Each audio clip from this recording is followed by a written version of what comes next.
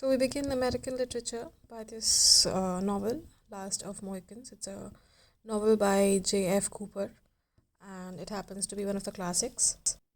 Primarily, I would like to talk about the criticism it received, or the critical analysis that it went through when it was published.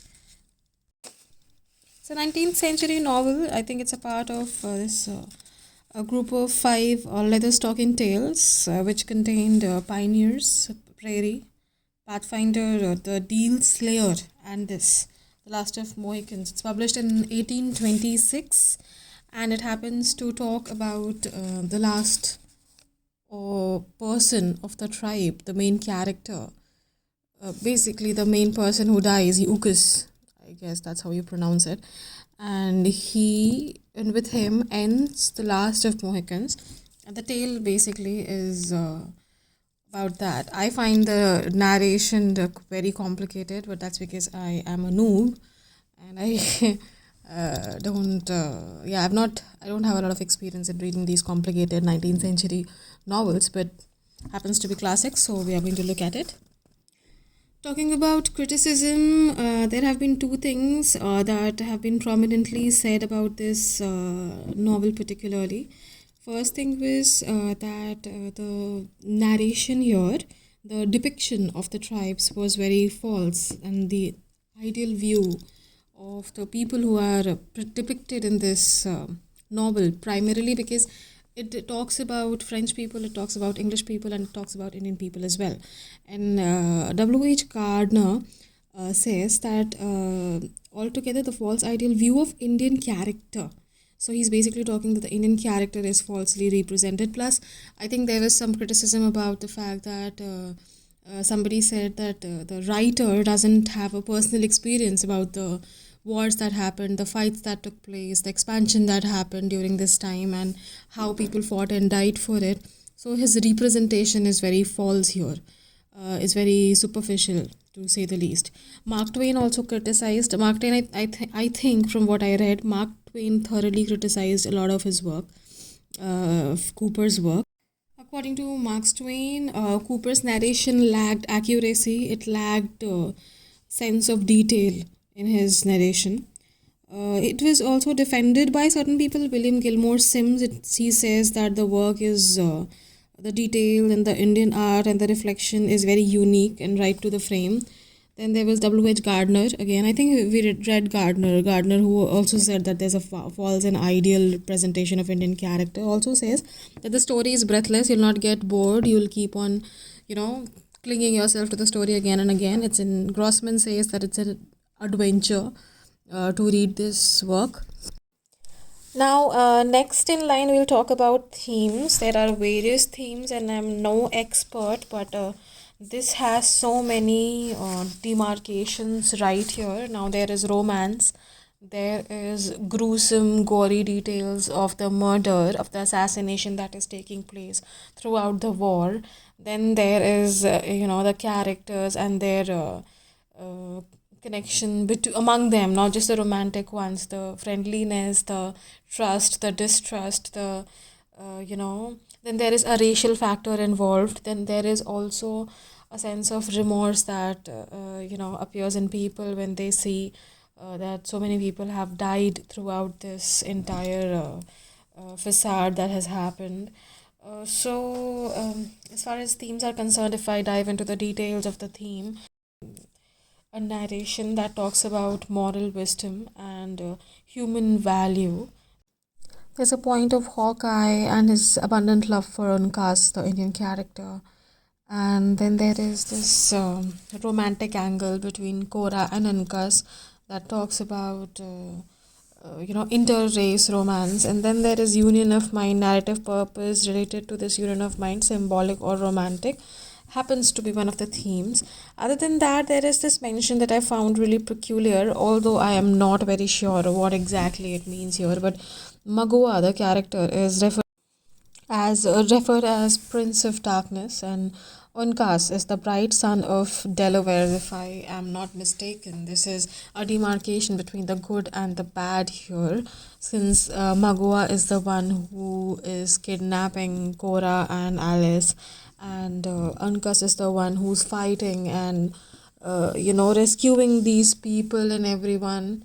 So it's probably the metaphorical way of writer of explaining the reader that these people are nice people, these people are the bad people. And not to forget that these characters are very self-aware. I mean, I'm not Unkas because he's the good one, but the bad one, that is Magua, is self-proclaimed prince of darkness. He is aware that he's not really a great guy, but he cherishes it. It's not that he's like sad about it. He knows that he's not a good guy, and he brags it. It's one of his flexes, basically. Also, the character of Unkas appears to be patriotic. He talks about the welfare of the Indians, and in his manner, in his speech, he symbolizes the true spirit of being an Indian. Then there is a theme of massacre that takes place since both sides are at war, the English and French. And the soldiers, they are obviously killing each other. It is said that 300 people have died in this thing that is happening in this activity, that massacre that is happening. So the details have been given vividly, like you would see how they are murdered, how the heads are lying here and there, and how blood is everywhere. And so that is one of the theme that happens to be here. Now, one thing that has come up again and again is the fact that writer here, by the means of this novel, has constantly tried to portray that love triumphs over savagery. So, do I need to talk about the characters? There are several characters. I got hint of David. He's apparently a musician. And there's this Hawkeye whose name is also. Wait a second, I know his name. It's Nutty Butty something like that. And then there is Unkas. He's an Indian character. Then there is this. The setup is happening somewhere in Fort Williams. Then there is Alice and Cora, they are sisters. And then there is Magua, who's apparently a villain in the plot. And these are basically large characters. There are several supporting characters as well, obviously, but I'm not going to get into the detail of those characters. I expect you to remember them while you read the plot on your own. So here's something I read that was very peculiar about this story of this novel, was that the instances that are taken, the ground, like it's not a complete fiction. The work is fiction, yes, but the background that is taken is not fiction. Like it was in Kantapura, na? In Kantapura, the story was real, but everything, the background that they took, the essence of Gandhi that they took, the essence of Gandhi was very much real. They took up satyagraha, they took up non-cooperation, they took up roundtable conferences. Similarly, the wars have been going on here. Like when the expansion was going on in 19th century, then when America was being formed, when England and its expansionist colonialist policy was up, and the Americans were waking up to a new country. Then there were wars happening between Europeans, between the natives and the England people. So that point, that particular plot point in history has been taken, and on that plot point, the story is being set. The story is not a real thing, it's a work of fiction, but the plot point, the base on which the story is based, that is very much real. So that was something peculiar that I wanted to point out. Now I wanted to talk about the characters of the story. As we have discussed, the basic main characters are Unkas. I don't know how that name is pronounced, and Natty Bumpu. Again, the fuck is that name? Also known as Hawkeye. Okay, so these two characters happen to represent the brotherhood, natural good, niceness. Niceness is not a term here. मतलब basically हम समझ रहे हो ना, it's Hawkeye guy is the good, the leader of good. It's like the Ram of Ramayan kind of good. Okay. Next we have a lot of overselling Unkas. Like everybody's just saying such nice things about Unkas. Like he's patriotic, he's loving, he's a ray of light, he's the leader, he's saliva, he's like, it's like everything, he वो सब कुछ करता है, वो लोगों को बचाता है, वो वेलफेयर के बारे में सोचता है, वो अपनी जान खतरे में डाल करके मिशंस पूरे करता है, he is very faultless, agile, erect, so physically he's very fit and everything, and he's, first they talk about how courageous he is, then they talk about how physically fit he is, then he talks about how emotionally amazing person he is, then they frequently exempt from much of the violence and ferocity of the novel. So he avoids violence till he has to, and then he does violence, and he's really good at it, kind of a man. And he is very courageous, and Cooper basically highlights Unkas as the warrior, the real hero, the savior. He's used hungry lion term for Unkas. Like, so much of overselling is happening here. Like, not overselling, he's the main character, so obviously. And Unkas's character is a direct contrast, extreme contrast with Magua's character, who's the Pink Prince of Darkness. So there's that, and after a lot of glorifying of Unkas's character, there are other characters like Unkas's dad, Chinga Choguk. Who the fuck writes these names? I am failing to understand, but that's not the point here. Then there is Major Hayward and his daughter Alice and Cora. Major Hayward, who's guarding the Fort William. Then there are racial relationships envisaged by Cooper.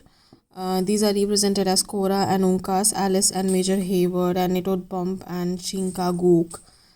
Okay, and then now these are the characters that I have seen. Other than these, Unkas and Magua ka contrast I've already told you. And okay, fine. Nato Bumpo, basically, Hawkeye, accepts the idealism of Declaration of Independence, which says all men are created equal. He stands for universal brotherhood. Again, about that he's a nice guy and everything. So now, from what I understand, the story is about is that this person is guarding, Captain Hayward is guarding William Fort, and his daughters have to meet him. So Unkas, he protects them and brings them to his father. In that while the Frenchmen attack, and also there is this group of men. So yeah, the opposing forces who are represented by Huron, who betrays these people, and that is why he's wanted by this lot.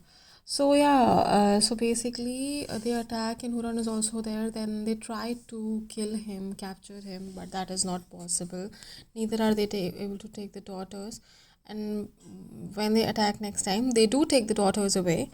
But being the brave, courageous man that Unkas and his troopers, basically, they all fight really hard and they get the daughters back. In the meanwhile, it is shown that the Prince of Darkness, Akamagua, wants to marry, he's one of these conditions were that I would let these prisoners back to you if you let Alice marry me, which is obviously out of question, but still, it's like he's interested in his daughter. Anyway, after a lot of war, after a lot of murder, after a lot of killing, after a lot of gore stuff happening, at the end of it, while saving Alice, Unkas dies, and at the end of the day, he is buried, and she is also dead, and she is also buried, and they're buried together. And the story comes to an end. It leaves us with a message of humanity and triumph of humanity over savagery, and there's that. Okay, so with this, I'm currently ending this entire detailing of this book, and let me tell you that this is not it. This is not all you need, so that you can pursue it further. So this is only so that you understand gist of it, to get the idea of how you're supposed to chronologize your entire answer whenever you have to, or basically how to understand a topic. That is it. So happy studying.